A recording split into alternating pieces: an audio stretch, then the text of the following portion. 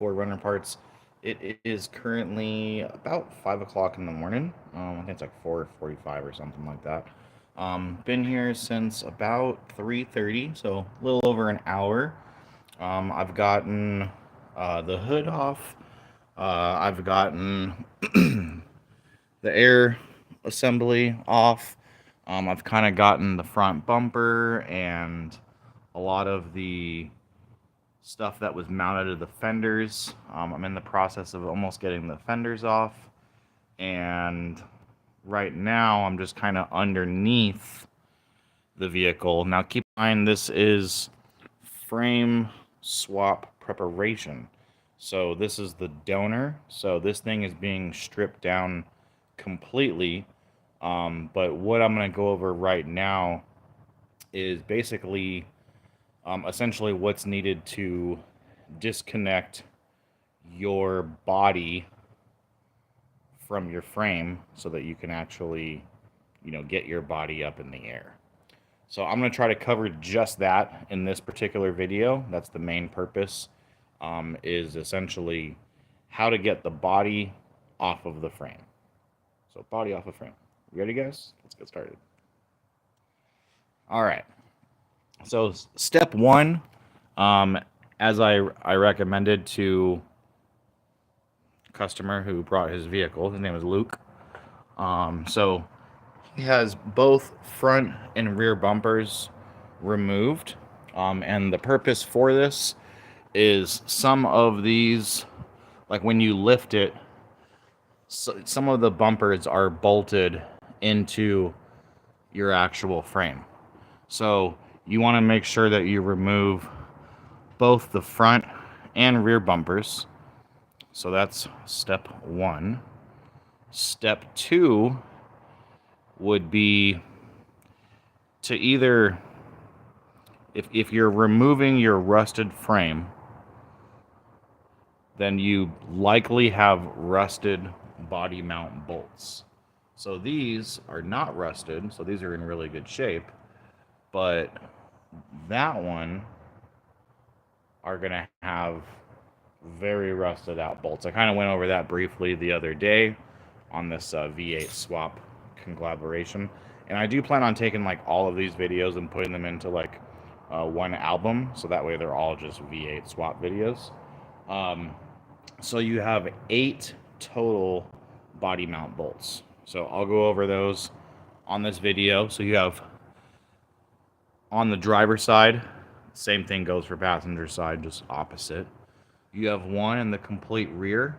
So in order to get to that, you do need to essentially push back your C panel, or your cargo cover, if you will, in the very back on the side. So like where your speaker or your hideaway would be on this side, and then like where your jack compartment is on your driver's side. So these are 17 mils.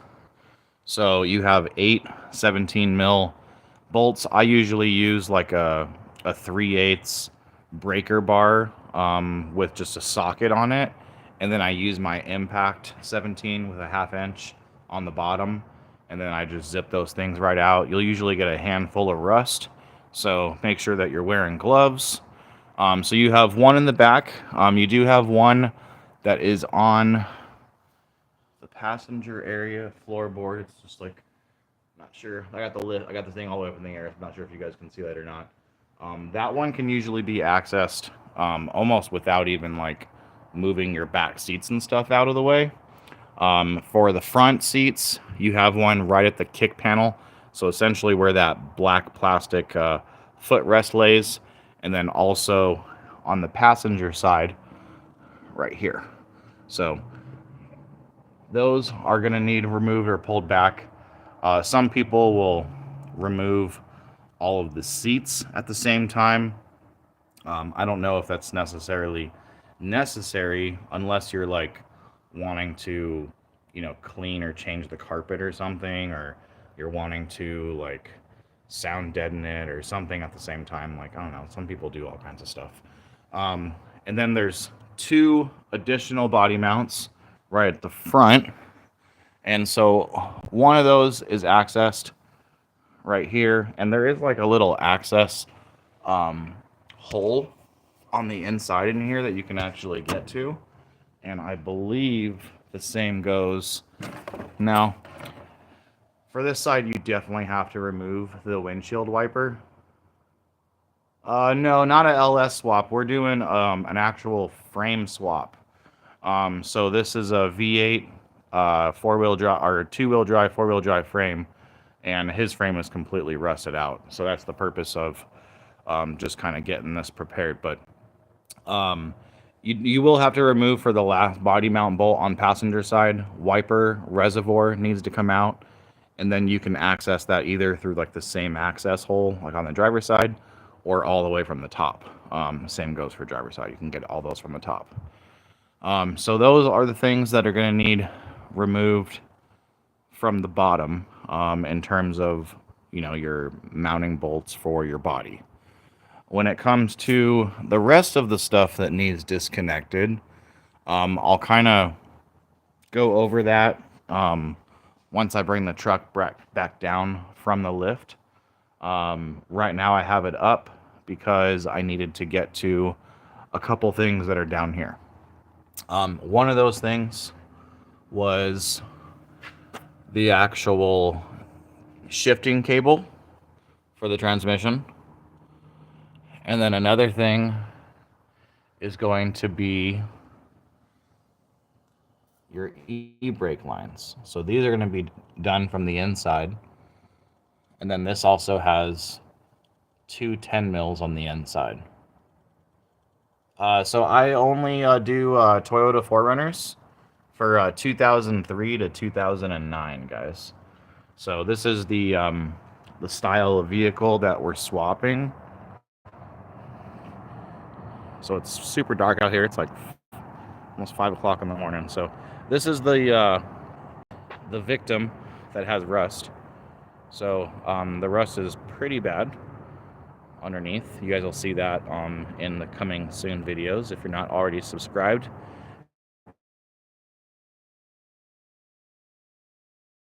Runner. This is a 2004. This is a previous frame swap that we did. This one was a V6, and he's just waiting on some funds to come in so he can go ahead and finish the power steering and everything on this one and get an alignment, and then this one will be good to go. But for current customer, this is his 2004, so he's already kind of started the bumper process, and then he's going to get moving on to all of his body mounts and, you know, everything else that he'll have to do to get that body up in the air. And then we'll have to start moving his transmission and, you know, his engine and everything basically over to the new frame.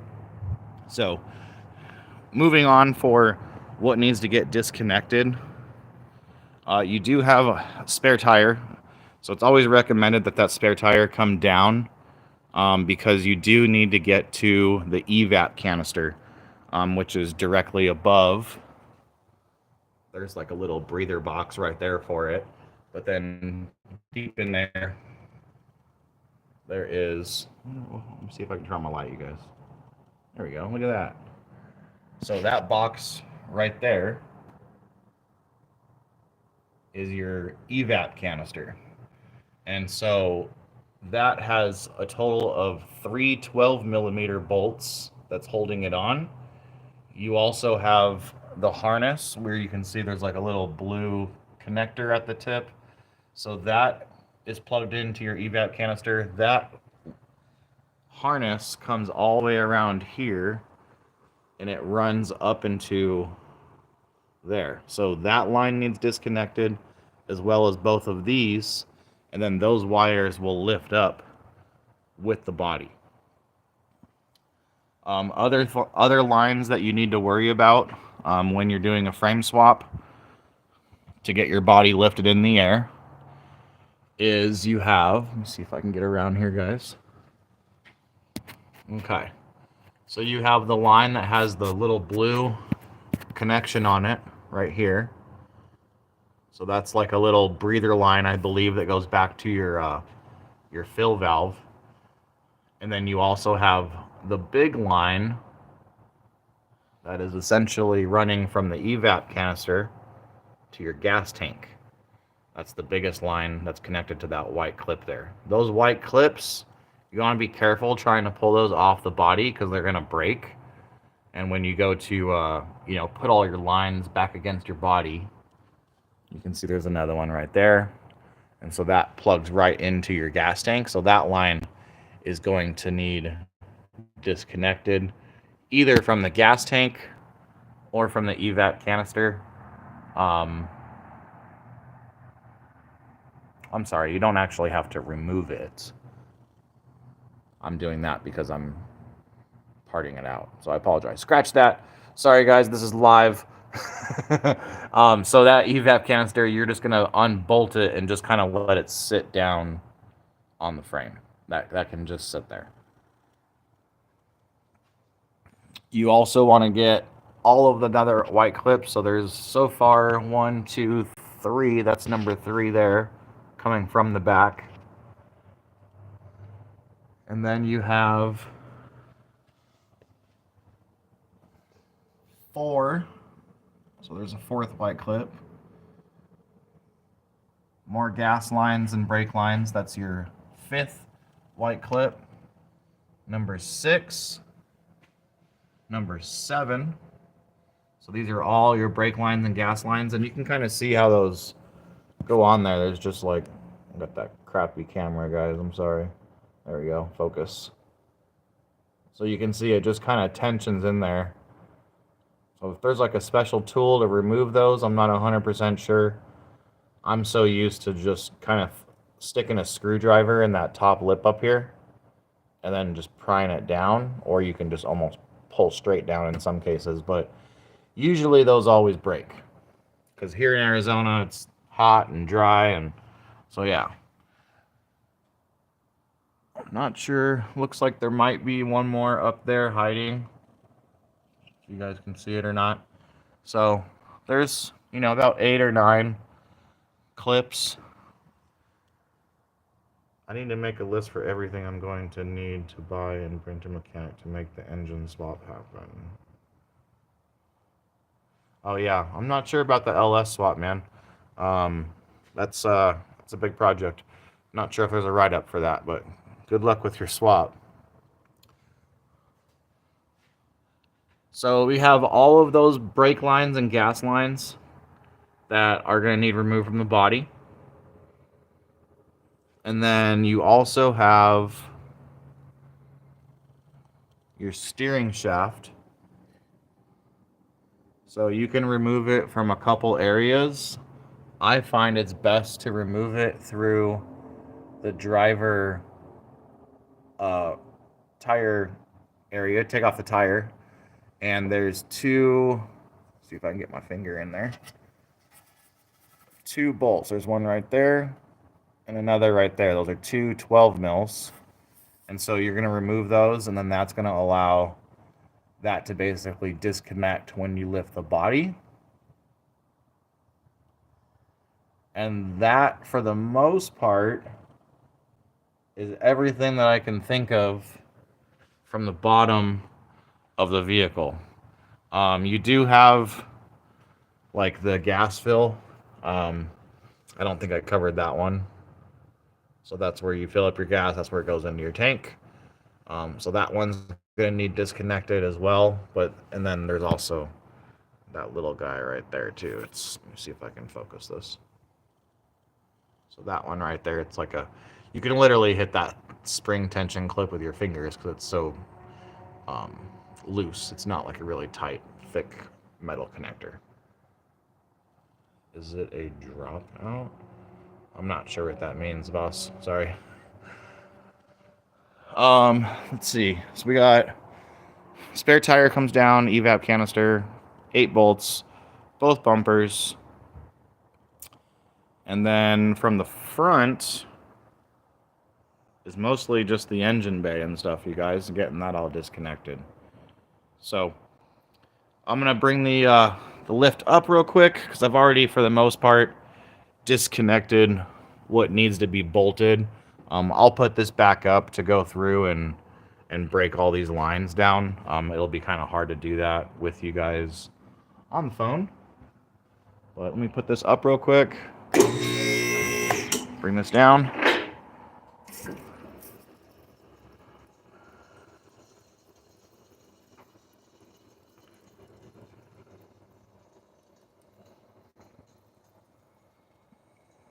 Might have to make a quick Waffle House run real quick after this, you guys. Go grab some breakfast.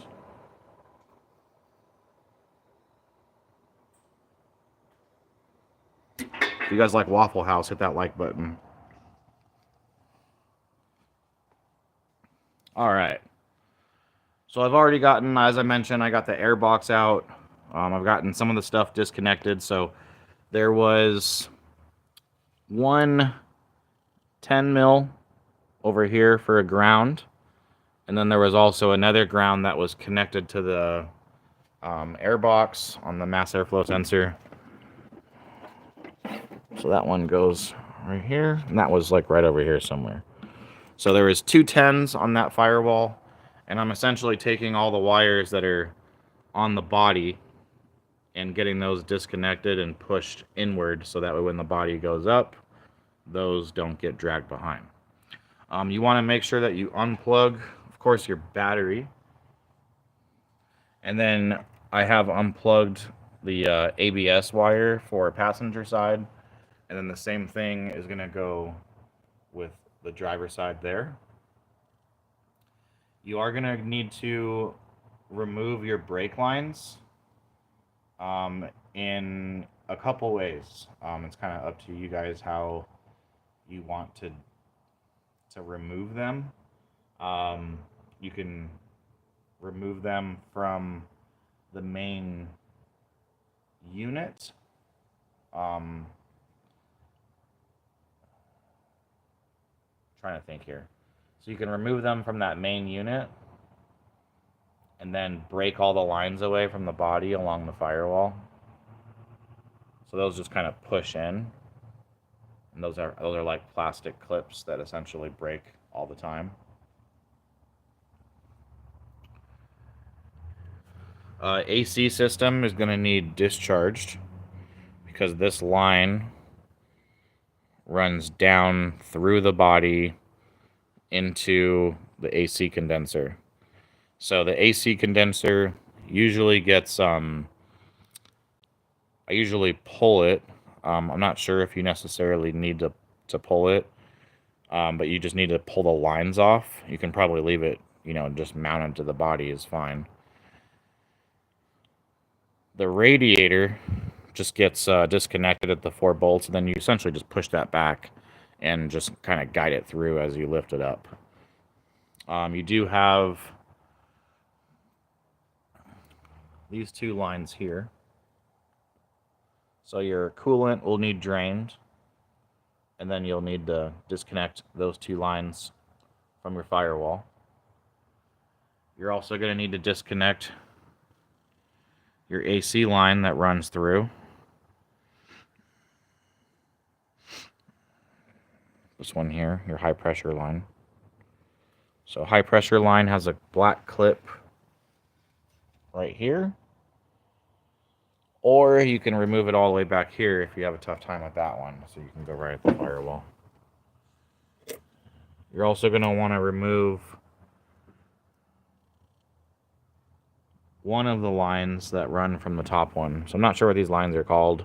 Sorry guys, I'm not an expert. But this line here for your AC, I know both of these run for the AC. And so the bigger line has this connection, which can essentially just get unbolted from the body and then pushed in. If you wanted to completely disconnect it, you could. But those do require a special tool. And so that tool looks a little something like this. Sometimes it can be kind of tricky. These are kind of slanted. Oh my goodness, this is horrible. I can't wait to get my new Samsung. So you can see that that's kind of beveled a little bit. There you go. And so that goes into those little holes right here on the end, and then it's supposed to clip open. That does not happen all the time. I've been messing with it already this morning. Could not get it to come off. And so I usually get frustrated. I step away, move on to something else, and it makes the process a lot easier because usually you come back to it and then it's just like snaps right off or something. So brake lines, you do have like some brake lines that are mounted to the body as well. So there's like this little line right here, which goes up along the firewall. That has a 10 mil. And then you also have like these airbag harnesses. So that I usually put like a little tiny screwdriver underneath there. And then I wedge in another screwdriver right here to push that out. And then you just have to disconnect that along the side of the fender well. Same thing goes for brake line on driver side. There's one kind of hiding back there by that little cooling tube or whatever that is. And so there's one right up against the fender. And then there's also some 10s hiding on the fender over here, over here, over here for your ground. And then you have one down here. And then there's some on the other side as well. Let me get back over here.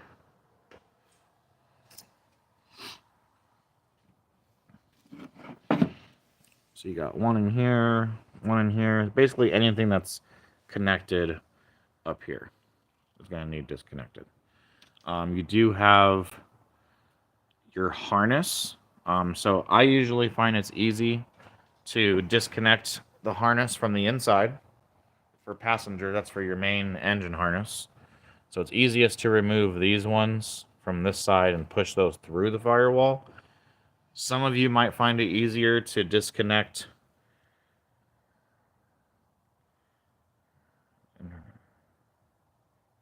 the refrigerant lines. Yeah, I just call them the AC lines. I know there's like there's like the smaller one, which is the high pressure line, and then I imagine the bigger one is the low pressure line. But the harness on this side, in my opinion, is more difficult to push through the firewall than maybe just as it is to just disconnect the stuff that's on the side of your engine. Right on, man. I appreciate it. But yeah, it just really depends on up to you guys on what side of the harness you want to disconnect and what you're doing. Some people like to do stuff to their motor while they have the body up. So you can remove it from the firewall or from the engine for that harness and then move it to the side.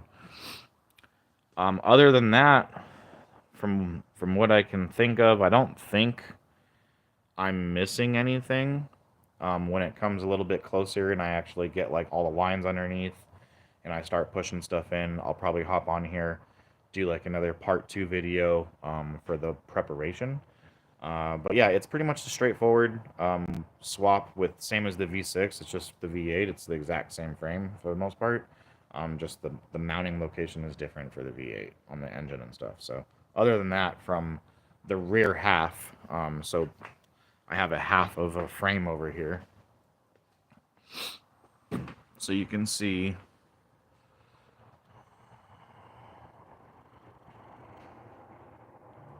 so it's right at where you would have like your mounting for like your X-ray system or something like that.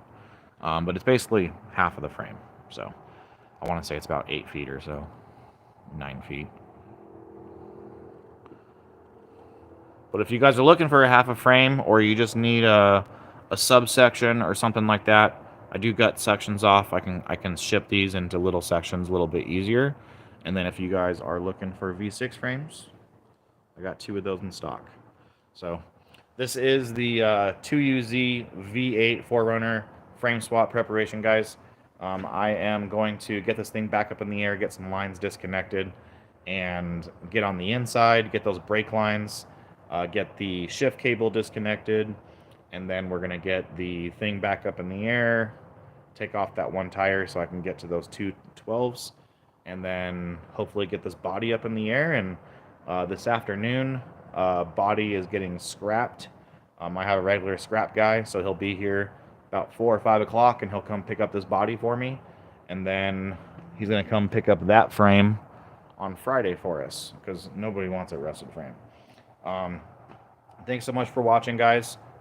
Hit that like and subscribe, and stay tuned for the next video. Have a wonderful day, guys.